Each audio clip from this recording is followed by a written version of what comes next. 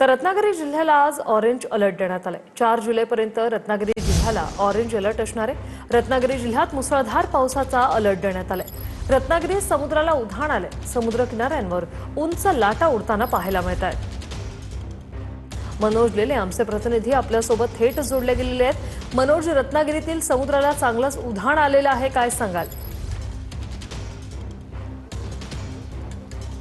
नक्कीच वृषाली, या ठिकाणी 4 जुलैपर्यंत या ठिकाणी कोकणाला पावसाचा ऑरेंज अलर्ट दिलेला पाहायला मिळतो आहे आणि त्याचमुळे सध्या किनारपट्टी भागात या ठिकाणी जोरदार पावसाच्या सरी बरसताना पाहायला मिळत आहेत। आपण भगवती जेटी या परिसरामध्ये आहोत आणि सध्या समुद्राला मोठं उधाण आलेलं पाहायला मिळतं आहे।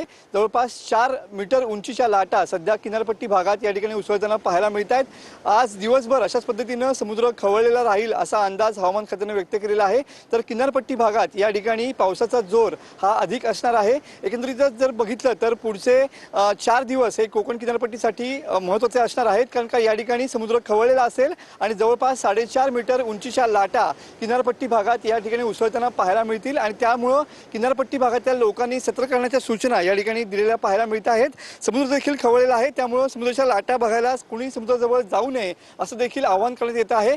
गेल्या 24 तासामध्ये रत्नागिरी जिल्ह्यामध्ये 97 मिलीमीटर इतका पाऊस झालेला पाहायला मिळतो आहे आणि सध्या समुद्र किनारपट्टी भागात या ठिकाणी मुसळधार पावसाच्या सरी या ठिकाणी बरसताना पाहायला मिळत आहेत। वृषाली, धन्यवाद मनोज, तुम्ही दिलेल्या या माहितीसाठी।